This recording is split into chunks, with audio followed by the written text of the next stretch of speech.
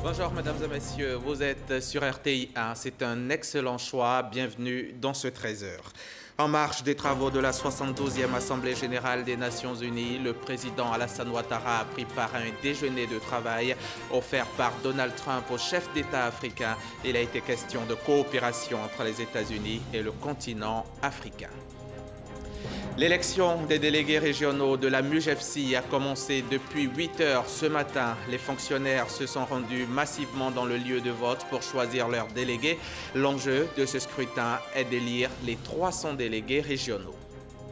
Le tribunal international du droit de la mer a rendu ce vendredi son verdict dans l'affaire du litige frontalier maritime entre la Côte d'Ivoire et le Ghana. Au-delà du verdict, les deux pays ont renouvelé leur volonté de toujours œuvrer au renforcement de leur coopération.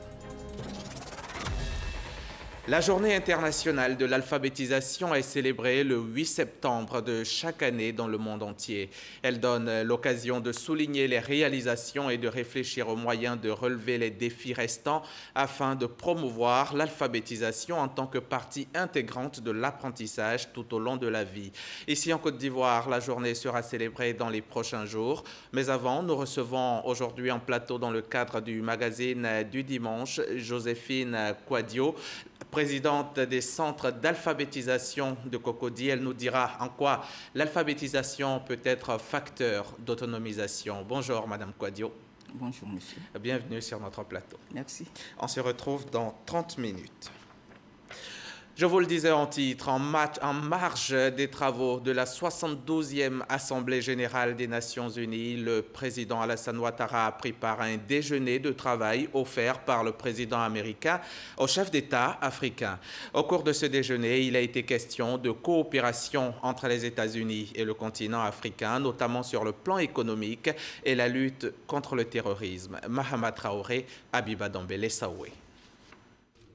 9 chefs d'État africains, au rang desquels le président Alassane Ouattara, ont été conviés à ce déjeuner de travail avec le nouveau président américain Donald Trump. Ce sont les chefs d'État des républiques de Côte d'Ivoire, du Sénégal, du Nigeria, du Ghana, de la Guinée, de l'Éthiopie, de la Namibie, de l'Ouganda et de l'Afrique du Sud. De chaudes poignées de main, une rencontre conviviale. Comme pour traduire la volonté de la nouvelle administration américaine à se tenir aux côtés du continent africain. Dans cette salle, je vois des partenaires pour la promotion de la prospérité et de la paix sur une variété de questions économiques, humanitaires et de sécurité. Nous espérons étendre nos partenariats économiques avec des pays qui sont déterminés à être autosuffisants et à favoriser les possibilités de création d'emplois en Afrique et aux États-Unis. De l'avis du président Alassane Ouattara, cette rencontre a été fructueuse. C'était un schéma d'échange de vues très franc avec le président Trump. Nous avons indiqué que c'était une excellente initiative et que nous étions heureux de cette opportunité de lui donner notre vision sur les affaires de nos pays et du continent et compter sur son soutien pour lutter contre le terrorisme et aider à accélérer le développement du continent, des pays, notamment par une plus grande implication du secteur privé américain. L'administration Trump se dit également prête à soutenir la résolution des crises et des conflits que connaît l'Afrique. Un soutien rassurant salué par le chef de l'État guinéen, Alpha Condé, président en exercice de l'Union africaine. Soulignons que cette rencontre est la première du genre sous l'ère Trump. L'Université Columbia de New York a tenu également en marge de la 72e Assemblée générale des Nations Unies son forum des leaders mondiaux. Le président de la République, Alassane Ouattara, a été l'invité de ce mercredi 20 septembre. Awa Touré était notre envoyé spécial sur place. Au programme de ce forum des leaders mondiaux, une conférence du président de la République Alassane Ouattara sur le thème « Les défis pour le succès d'une transition démographique et le développement du potentiel de l'Afrique, le cas de la Côte d'Ivoire ». Le modérateur Mamadou Diouf, enseignant, chef de département de l'Institut africain de Columbia, a d'entrée retracé la brillante carrière professionnelle du président Alassane Ouattara de la BCEAO au Fonds monétaire international, où il a occupé le poste de directeur adjoint. Avant de donner un bref aperçu de son parcours politique qui l'a conduit à la tête de la Côte d'Ivoire en 2010. Mamadou Diouf a par ailleurs indiqué que le président Ouattara est considéré comme le père de la nouvelle Côte d'Ivoire émergente qui, sous son leadership, est devenue la troisième économie à la croissance la plus rapide. C'est cette riche expérience que le président de la République est venu partager avec les étudiants de l'Université Columbia de New York. We need to ensure political stability, peace and security. And Côte d'Ivoire is a clear example of this. And we need to also make sure that we, the leaders, we make enough investment in the social sectors, health and good education, especially education of girls. Du programme présidentiel d'urgence PPU conçu au Golf Hotel pour les investissements d'urgence au plan national de développement, le chef de l'État a exposé sa vision et son ambition pour son pays, la Côte d'Ivoire, qu'il entend mener à l'émergence. Ses priorités, la réconciliation nationale, la cohésion sociale et la relance économique. Les résultats, après la réalisation de grands projets de développement et l'amélioration du climat des affaires, la Côte d'Ivoire enregistre un taux de croissance moyen de 9% sur les 5 dernières années. Et l'État s'attelle à redistribuer efficacement les fruits de cette croissance, notamment aux plus démunis. Au total, une belle rencontre marquée par des échanges entre le président Alassane Ouattara et les étudiants de Columbia. Columbia est une université privée de New York fondée en 1754. Elle fait partie du groupe des universités les plus anciennes et les plus célèbres des États-Unis. Columbia compte 31 317 étudiants pour 3 876 enseignants permanents. Ces étudiants viennent de tous les États-Unis, mais également du monde entier. Ici en Côte d'Ivoire, au chapitre défense, la commémoration de Saint-Michel par les commandos parachutistes a eu lieu récemment autour du thème « Le rôle de l'armée dans la construction de l'État-nation ». Cette édition 2017 a été présidée par Ahmed Bakayoko, le ministre d'État, ministre de la Défense. Marches et exercices tactiques ont meublé ces festivités qui visent à renforcer la cohésion entre toutes les unités de l'armée de terre. Abou Sanogo. Journée particulière pour les commandos parachutistes ivoiriens qui commémorent Saint-Michel, patron des parachutistes. Pour l'édition de cette année, il est question de renforcer la cohésion entre les membres des unités de l'armée de terre et de resserrer les liens armée-nation. Entouré des généraux Touré Sekou et Julien Kouami, respectivement chef d'état-major général des armées et chef d'état-major de l'armée de terre, le ministre d'État, ministre de la Défense Ahmed Bakayoko a participé à la marche de cohésion pour l'option du béret rouge. Parti de l'entrée de la cité Fékessé à Bingéville, les marcheurs ont parcouru environ 5 km pour rallier le centre national d'entraînement commando d'Akandji. Au total, 700 participants issus de l'armée de terre, des autres unités de l'armée, de la police et des corps paramilitaires auxquels se sont joints pour la circonstance les anciens parachutistes. La marche s'est déroulée dans la bonne humeur. Cette marche a été l'occasion pour le ministre d'État Ahmed Bakayoko de faire corps avec ses hommes. En témoigne la séance d'étirement.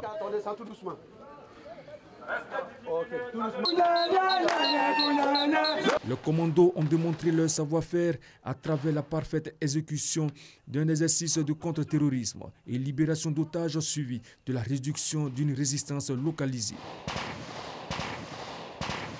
À l'issue, le ministre d'État Ahmed Bakayoko a été fait commando parachutiste d'honneur qui, avec le chef d'état-major général des armées, a donné des bérets rouges aux stagiaires.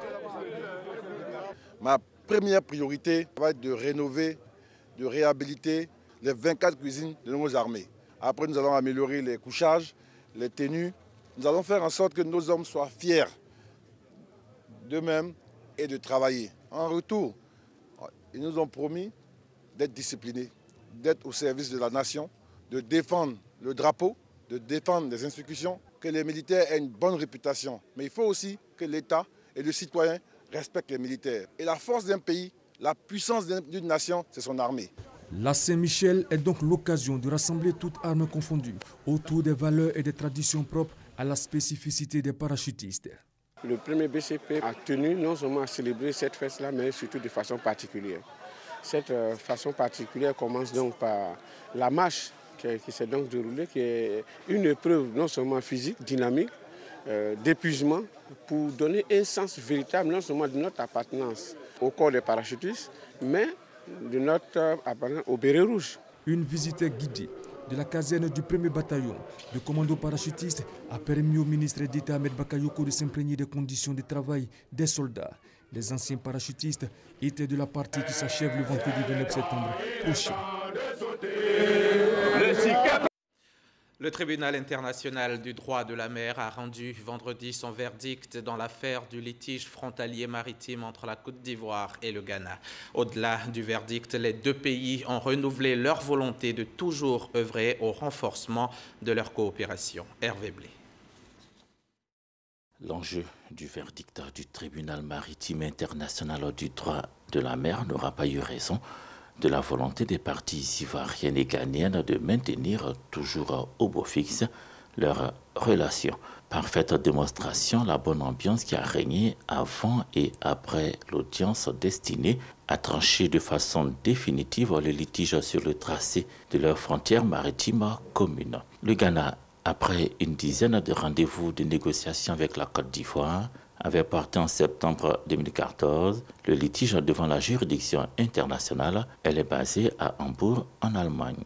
Le TIDM a donc tranché. L'arrêt dont la lecture a été faite par son président, le juge Boalem Boukeïtaïa, trace une nouvelle frontière maritime en s'appuyant sur le principe de l'équidistance prôné par le Ghana. La Côte d'Ivoire, elle, obtient le tracé d'une nouvelle frontière comme elle le demandait. Le verdict connu, Ivoiriens et Ghanéens se sont attelés à formaliser leur volonté de maintenir forte la coopération entre leurs deux pays. Une déclaration commune a été produite à cet effet. Nous nous unissons pour exprimer notre gratitude à la Chambre spéciale. La Côte d'Ivoire et le Ghana acceptent cette décision rendue conformément au statut du TIDM.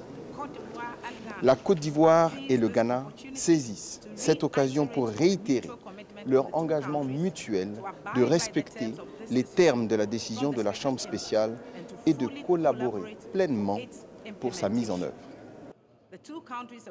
Les deux pays affirment leur ferme volonté de travailler ensemble, à consolider et à intensifier leurs relations fraternelles de coopération et de bon voisinage. Vive la Côte d'Ivoire, vive le Ghana.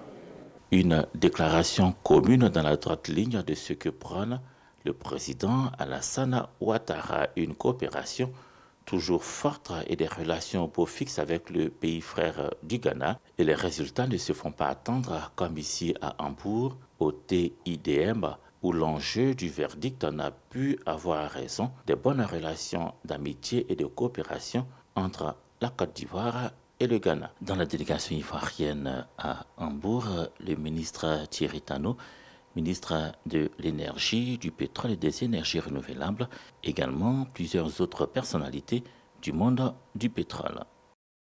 Restons sur place en Allemagne où ce dimanche, un total de 61 500 000 Allemands sont appelés aux urnes pour le seul et unique tour des élections législatives fédérales.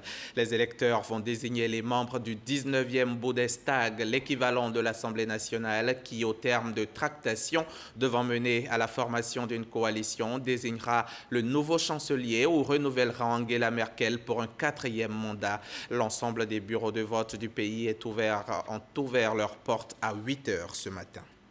L'élection des délégués régionaux de la MUGEFSI, c'est ici en Côte d'Ivoire. La mutuelle générale des fonctionnaires a commencé depuis 8 heures ce matin dans le seul lieu de vote du district d'Abidjan, dans la commune du Plateau. Une forte mobilisation constatée par notre reporter au Collège moderne du Plateau. Vous le voyez sur ces images, les fonctionnaires sont venus massivement pour choisir leurs délégués. L'enjeu de ce scrutin est d'élire les 300 délégués régionaux qui, le 25 octobre prochain, désigneront les membres du conseil d'administration et le comité de contrôle de la MUGEFSI. Les concours directs et professionnels de la fonction publique sont désormais décentralisés. Les candidats de l'intérieur du pays n'ont plus à se déplacer sur Abidjan. Ils composent sur place dans leur région. 17 centres ont été créés cette année à Abidjan et dans toute la Côte d'Ivoire. À San Pedro, par exemple, 1350 candidats passent différents concours depuis le 9 septembre dernier. Comment ces concours se déroulent-ils et comment cette décentralisation est-elle perçue par les populations? La correspondance de Sam Conan. Depuis le 9 septembre 2017, date du démarrage des concours directs et professionnels dans la fonction publique, le lycée moderne Inagoyi de San Pedro sert de cadre aux 1035 candidats issus du Bassa Sandra. Cela grâce à la déconcentration cette année de ces différents concours. Une initiative du gouvernement saluée par les populations. Étant ici en composant, non seulement ils sont dans leur milieu, et puis il n'y a pas de problème de transport, il n'y a pas de problème d'hébergement, puisqu'ils sont déjà dans leur milieu. Bon, ça contribue à leur réussite en fait. Ce n'était pas chaud facile. Voilà, vu que je suis à l'intérieur du pays, d'avoir même le moyen de déplacement, voilà, et puis le logement, et tout ça, c'était vraiment difficile. 75 surveillants ont été mobilisés pour le bon déroulement de ces concours, avec un pôle médical et des agents de sécurité. Pour le directeur régional de la fonction publique, San Pedro va relever les défis de l'organisation. À part quelques 2 ou 3 épreuves, toutes les épreuves se déroulent à San Pedro. Donc l'année prochaine, désormais, la population de San Pedro peut s'inscrire et composer à San Pedro. Toutes les dispositions sont prises on a les infrastructures, on a tout ce qu'il faut pour que la population soit bien reçue dans les centres. Des candidats heureux de composer dans de bonnes conditions. Je pense que dans l'ensemble, les sujets sont abordables. C'est vrai, c'est le timing qui est un peu juste, mais je pense que nous pouvons espérer de meilleurs résultats. C'est une bonne chose parce que quand tu te déplaces et tu vas à Abidjan, tu dois te trouver des tuteurs et puis après ça, retourner encore sur San Pedro, ça génère des frais. Maintenant qu'on peut tout faire là où nous sommes, là, en tout cas, c'est intéressant comme ça.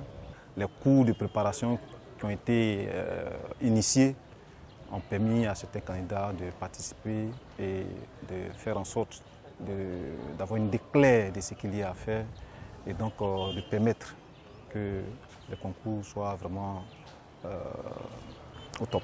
Pour cette année, il s'agit de 35 concours directs dont prennent part 70 129 candidats pour 10 026 places. Le reportage de Sam Conan, commenté par Sita Soro. La SFI, Société financière internationale, vient d'initier un séminaire en collaboration avec la Bourse régionale des valeurs mobilières. Organisé à l'attention des sociétés cotées à la Bourse régionale, ce séminaire avait pour objectif de faire la promotion de la bonne gouvernance des entreprises. Il était question pour la SFI et la BRVM d'élaborer un code de bonne gouvernance pour les entreprises et favoriser les investissements dans les différents États de l'UEMOA. Francis Boifo.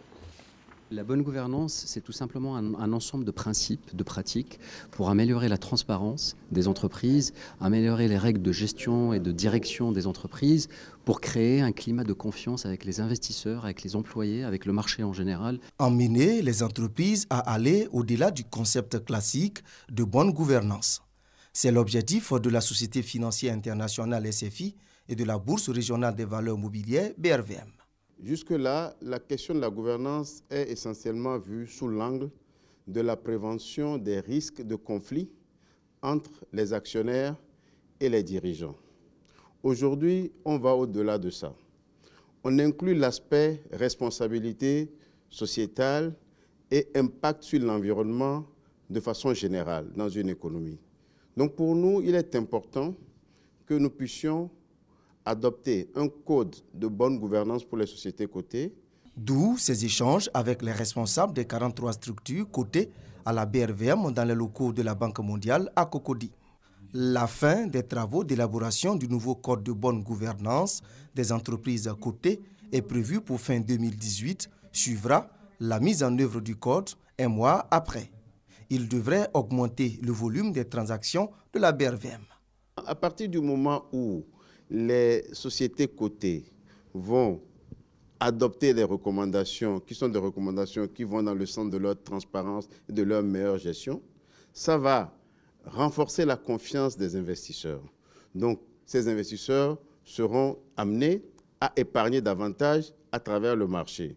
Et quand on parle d'épargne, on parle alors de mobilisation de ressources pour le financement du secteur privé, pour le financement des États. La capitalisation boursière actuelle en Afrique de l'Ouest représente moins de 20% du produit intérieur brut du PIB des États, selon la Société financière internationale, SFI.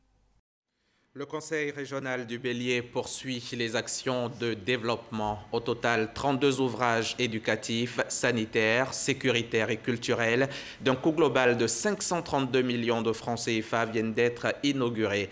Tomodi, Tiebissou, Didiévi et Djekanou, dont chacun de ces départements bénéficiaires, les populations sont sorties massivement à toutes les étapes pour saluer la réalisation de ces ouvrages qu'elles attendaient depuis plusieurs années. Kader Sogodogo. Débuté en août dernier avec l'inauguration d'une cantine scolaire dans la sous-préfecture de Tiendiekro, le Conseil régional du Bélier, avec à sa tête le ministre d'État, Jano Aoussou-Kouadio, continue la livraison d'infrastructures sociales au profit des populations. 4 secteurs clés sont concernés: l'éducation, la santé, la sécurité et la culture. Dans le département de Didiévi, les populations Ngban et Nzikpli bénéficient de 8 infrastructures d'un coût de 115 millions de francs CFA. À Djekanou, 6 ouvrages dont une brigade de gendarmerie et un foyer polyvalent, sans oublier les 4 écoles primaires sont désormais disponibles. Coût environ 54 millions de francs CFA. Chez le peuple Tchewi, nous sommes à Tiebissou. 11 infrastructures, notamment écoles, centres de santé, d'une valeur de 207 millions de francs CFA, viennent donner un coup d'accélérateur au développement dans le département.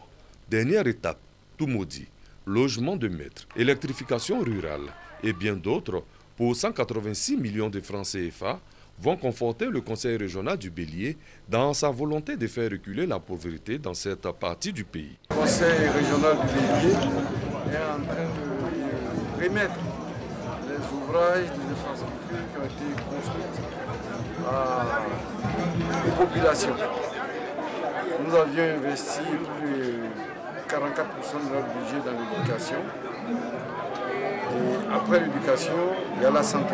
Je voulais encore dire merci au président de la République, au président Alassane Ouattara, pour l'option en faveur des conseils régionaux, en formulant un vœu avec le succès que connaît tous les conseils régionaux, avec les attentes des populations, que les moyens soient accrus afin d'accélérer le processus, d'amplifier le processus de décentralisation au bénéfice des populations. Dans les mois à venir, le Conseil régional du Bélier entend dérouler un autre pan de sa vision de développement, avec l'introduction de nouvelles méthodes agricoles pour des productions en quantité et en qualité.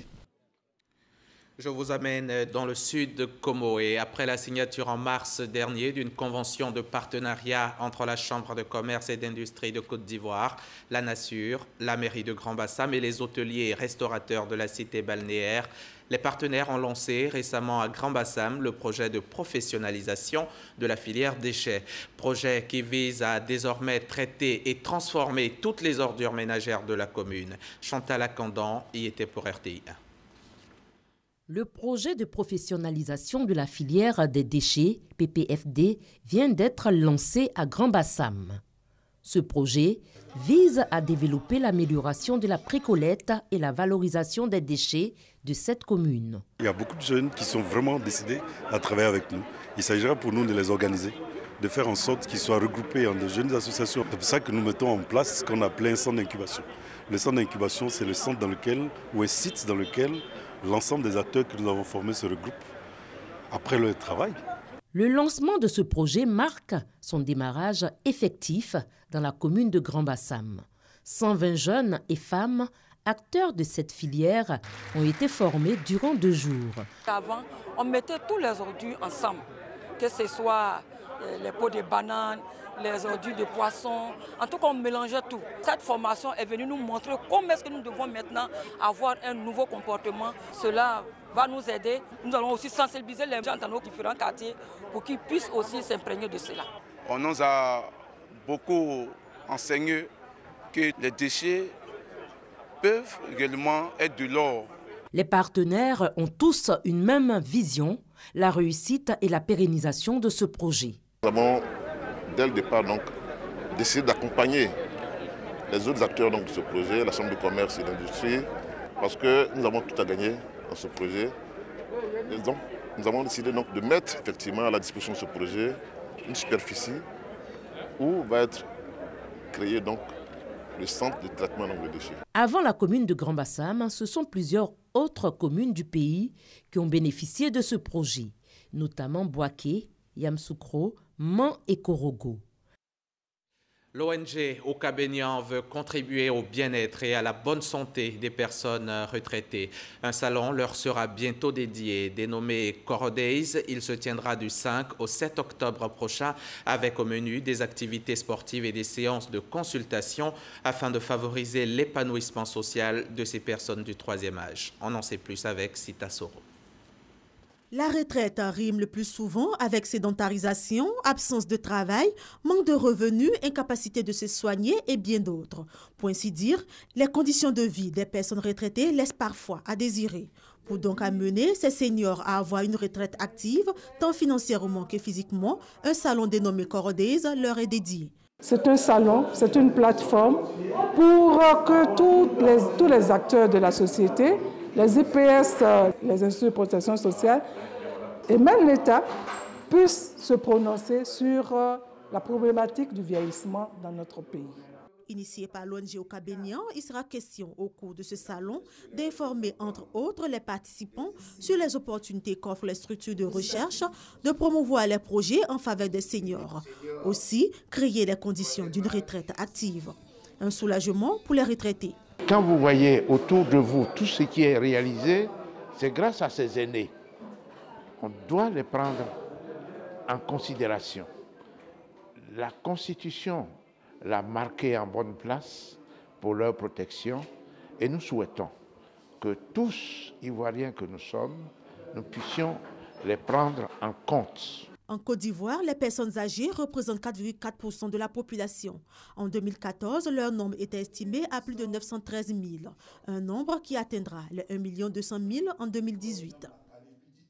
Et avant la tenue des Coro Days prévues pour octobre, les Tradi Days, eux, ont bien démarré. Ce sont des activités socioculturelles organisées par le département d'anglais de l'université Félix Houphouët-Boigny de Cocody. Cette journée a été l'occasion pour les étudiants de ce département de faire montre de leur talent et savoir-faire. Reportage Marcel Alla et Sita Soro. Une halte pour célébrer la culture, la tradition ivoirienne. Les étudiants du département d'anglais de l'université Félix Houphouët-Boigny de Cocody l'ont bien réussi.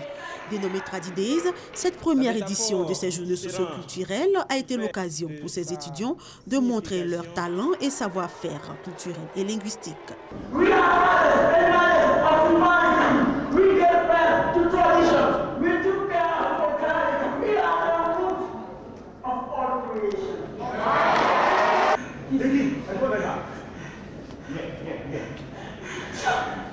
Sur le thème « Les langues étrangères et la culture ivoirienne », le lien entre pratiques culturelles et les langues étrangères est primordial, a expliqué Djibril Siloué, le chef de ce département. Jean-Marie Adjafi l'a dit dans la carte d'identité, lorsque vous partez apprendre la langue des autres, la culture des autres, ce n'est pas pour faire table rase de la sienne, c'est pour plutôt l'enrichir. Donc nous faisons ce brassage-là culturel pour dire que les traditions des autres, d'accord, mais nos propres cultures d'abord. Ces journées culturelles vont au-delà de l'aspect festif pour offrir aux étudiants un autre cadre d'apprentissage en dehors des cours. Nous savons que la formation académique seule ne suffit pas. Il faut la formation artistique et culturelle. Les pays les plus importants au monde sont des pays de culture. C'est pour cela que je suis heureux de cette belle initiative qui est faite par le département d'anglais de l'Université Félix Houphouët-Boigny d'Abidjan. Le département d'anglais de l'Université Félix Houphouët-Boigny bénéficiera d'une bibliothèque tout équipée les prochains jours, a promis le représentant de l'ambassadeur des États-Unis en Côte d'Ivoire. Ouvrons à présent la page religion de ce journal. Les fidèles chrétiens de l'église Aris d'Aboboté ont organisé une prière spéciale de reconnaissance à Dieu et pour la paix en Côte d'Ivoire. Les précisions d'Herman Niamé. Culte spécial de reconnaissance à Dieu et pour la paix en Côte d'Ivoire à l'église Aris d'Aboboté.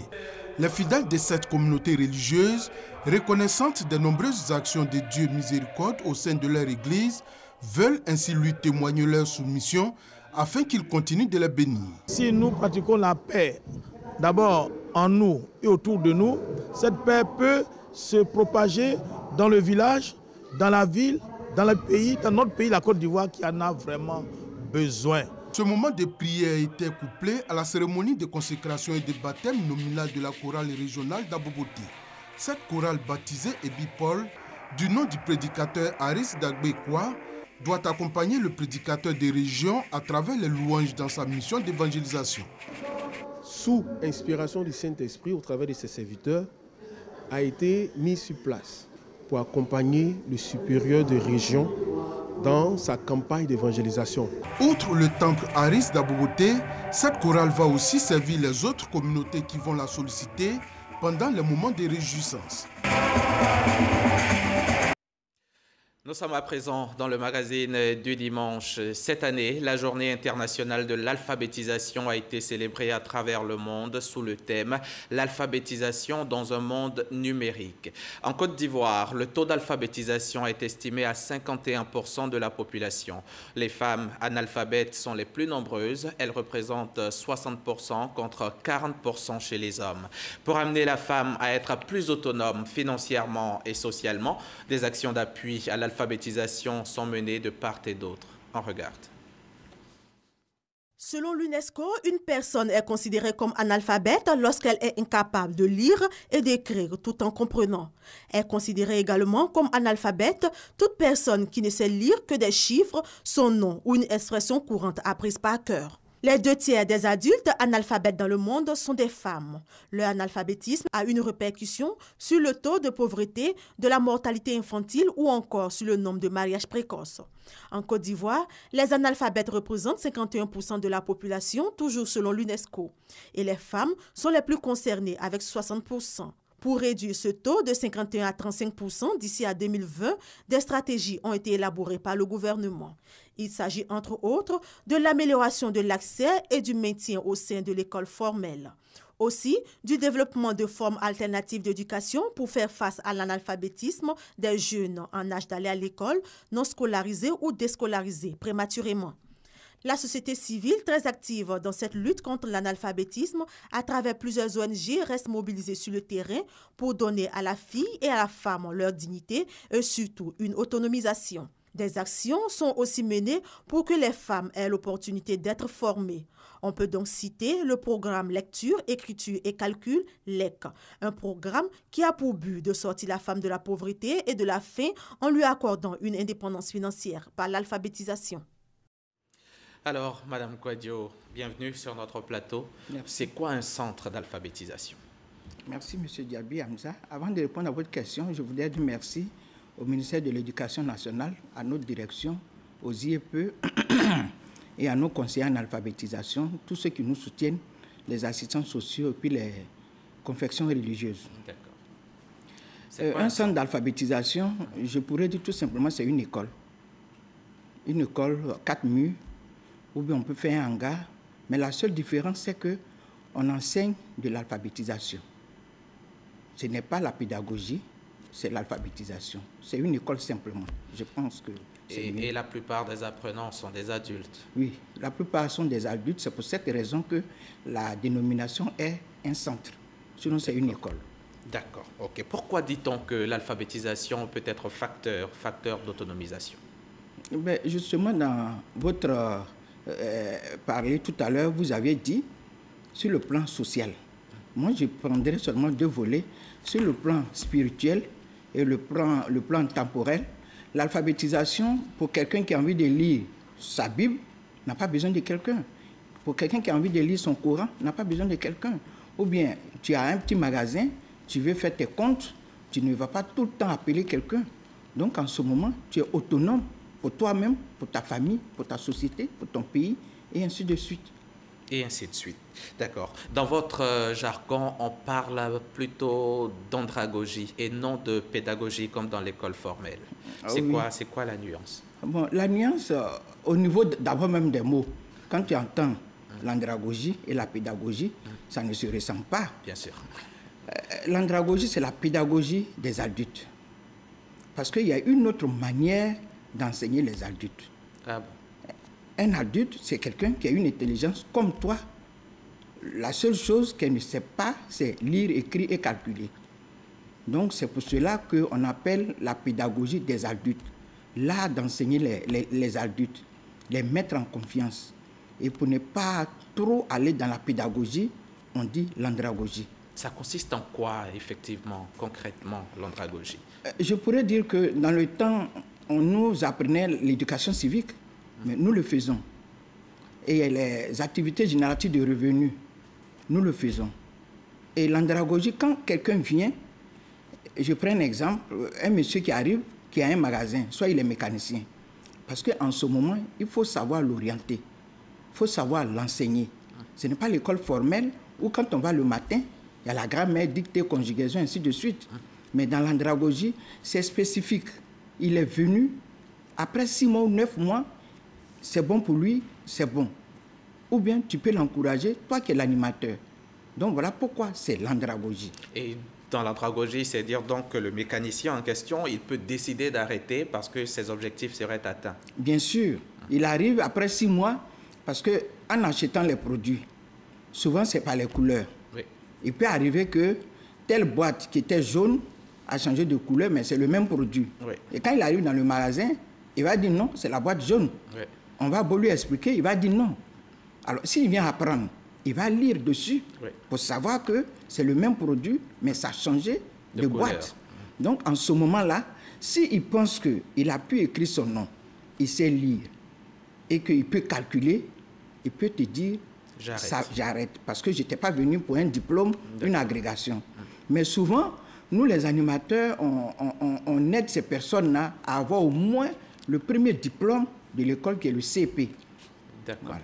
D'accord. Et là, donc, en termes, quand on parle d'andragogie, l'apprenant s'auto-évalue lui-même. Bien sûr. Alors que dans la pédagogie, ce sont les enseignants qui évaluent nos... C'est comme par exemple, M. Diaby Hamza, on l'amène à l'école, je suis la maîtresse de M. Diaby Hamza, en cours d'année, fin d'année, c'est moi qui décide dans son bulletin qu'il va au CP2. Bien sûr. Ça, c'est la pédagogie. Oui.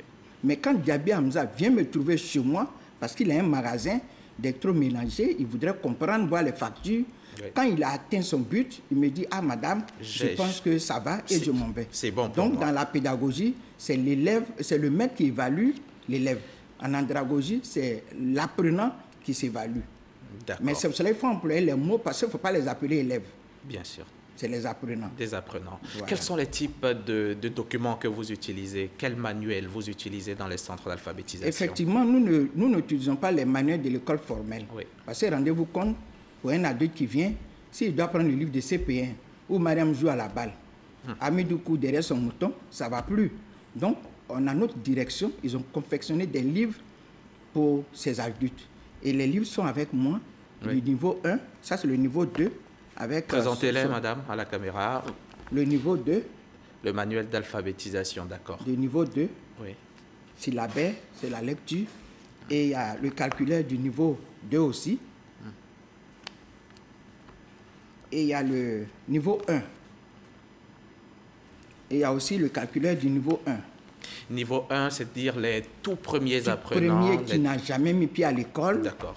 Il y a des gens, ils ont vu l'école, ils ont vu un stylo, mais ils n'ont jamais attrapé cela. Donc c'est la première fois qu'ils viennent. Et combien de niveaux on a? On a 3 niveaux. 3 niveaux. Le niveau 1 qui est le CP1, CP2. Le niveau 2 qui est le CE1, CE2. Et le niveau 3 qui est le CM1, CM2. CM2. Voilà. D'accord. Où peut-on se les procurer, ces documents? C'est à notre direction. À la direction. Est-ce que tout le monde y a droit? Je pourrais dire oui, mais tu l'as. Tu n'as jamais mis pied à l'école. tu vas faire quoi? Regarder les images. Vaut mieux aller s'inscrire dans un centre d'alphabétisation. Et quand tu as ces livres-là, ça peut aller mieux pour toi. D'accord. On parle de 4 types d'alphabétisation. Parlez-nous-en un peu. Oui, il y a l'alphabétisation traditionnelle qui consiste à utiliser les livres de l'école formelle, c'est-à-dire l'école primaire. D'accord. Il y a l'alphabétisation fonctionnelle, comme indique le nom, des personnes qui travaillent déjà, c'est-à-dire qui ont un petit métier, qui ont eux-mêmes leur, comment dirais-je, et ils voudraient venir apprendre à lire et écrire.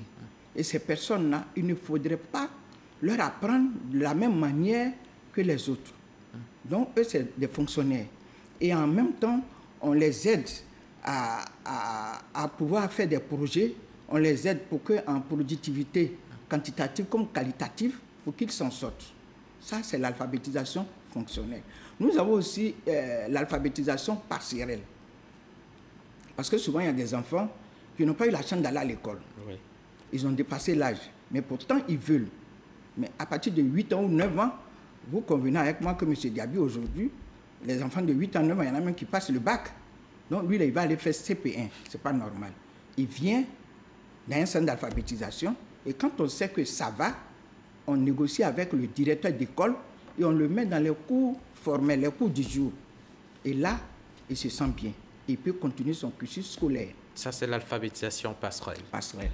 Et il y a l'alphabétisation de conscientisation et la post-alpha. Et ces 2 alphas-là, je les aime bien. Parce qu'il faut que la personne prenne conscience de ce qu'elle est. Parce que les analphabètes sont très vulnérables. Et s'il n'est pas conscient de son état lui-même, il ne peut pas accepter. Il ne peut pas aller à l'école. Et on est obligé de leur dire. Et en même temps, quand on enseigne ce genre d'alphabétisation, vous devez mettre au moins quelques rudiments, les b.a.-ba juridiques, pour qu'ils sachent qu'il n'a pas que des obligations, il a des devoirs. Des devoirs aussi. Mais il n'a pas que des devoirs seulement, mais il a des obligations. Bien sûr. Qui sont les enseignants dans les centres d'alphabétisation? Comment ils sont formés, où ils sont trouvés? Bon, la plupart, moi, de mes enseignants, et puis bon, étant présidente, quand je fais le tour, c'est des jeunes gens qui ont le niveau au moins BPC, sinon la plupart bac ou même licence. C'est des étudiants? Des étudiants. Des étudiants. Voilà, mais qu'on forme en andragogie. D'accord. Voilà. Et quelles sont aujourd'hui les difficultés des centres d'alphabétisation? Bon, les difficultés sont partout, hein, dans tout corps, mais ce que nous rencontrons, c'est que les gens ne fréquentent pas les centres d'alphabétisation. Les gens ne sont même pas au courant que l'andragogie, là, ça existe, c'est la pédagogie des adultes. Et même les médias, vous n'en parlez pas. Si ce n'est pas quand il y a la journée, avant la journée, on en parle. Quand c'est fini, je ne sais pas si on retourne la page, mais on ne nous voit plus. Donc, on est obligé de venir vers vous pour que les gens fréquentent les centres et qu'au moins, ils puissent vraiment être bien pour la société et même pour eux-mêmes et pour leur famille. En un mot, vous avez des subventions, vous êtes aidé par le ministère, par les mairies? On n'a pas de subventions, mais souvent, notre direction, avec le biais du ministère, on nous donne des kits scolaires. D'accord. Mais on n'a pas de subventions. C'est pour ça qu'on s'est mis ensemble, en comité. Le comité dont je suis la présidente, pour qu'au moins nous puissions avoir, comme on appelle, une subvention pour aider nos apprenants et même nos animateurs. D'accord. Merci, madame. Merci beaucoup. Merci Madame Kouadio, merci d'être venue. Joséphine Kouadio, présidente des centres d'alphabétisation de Cocody. Avec vous, nous parlions de l'alphabétisation comme facteur d'autonomisation. Merci d'être venue. Avant de refermer ce journal, sachez que la Fondation ICI continue de mener des actions de sensibilisation pour la scolarisation des enfants dans les zones cacaoyères. Une sensibilisation appuyée par la construction d'écoles. Elle vient de remettre les clés de 8 établissements scolaires. Serge Collier. La scolarisation des enfants, une des priorités de la Fondation ICI. Œuvrant dans la lutte contre les pires formes de travail des enfants, l'organisation inscrit son combat dans la politique de l'école gratuite et obligatoire initiée par le gouvernement ivoirien. Pour la coordonnatrice Euphrasie Aka, la place de l'enfant est à l'école et non dans les plantations. Quand on construit une école, c'est pour que les enfants qui sont en âge d'être scolarisés puissent fréquenter cette école et qu'ils n'aillent plus dans les plantations pour faire les travaux difficiles. ICI a choisi la localité de Laorefla pour la remise des clés de 4 établissements primaires publics et une école communautaire. Principaux bénéficiaires, les enfants issus des villages de Loua, Zaourakro, Zata, Lamindougou et Laorefla. Un soulagement pour parents et élèves, tous lésés par l'éloignement de l'école. Après Laorefla, ICI a mis le cap sur la région de la Nawa, précisément à Lakota Carrefour, à quelques kilomètres de la sous-préfecture de Guéyo. Ici, Issakro, Lakota Carrefour et Eredougou ont reçu les clés de leurs nouvelles écoles. Mieux, une centaine d'enfants ont été déclarés gratuitement à l'état civil afin de leur permettre d'aller à l'école en toute quiétude. Pour renforcer la surveillance et le respect des droits des enfants, le comité de protection de l'enfant de Lakota Carrefour a reçu un tricycle comme moyen de mobilité. C'est la fin de ce journal. Je vous remercie de votre attention et je vous dis à bientôt.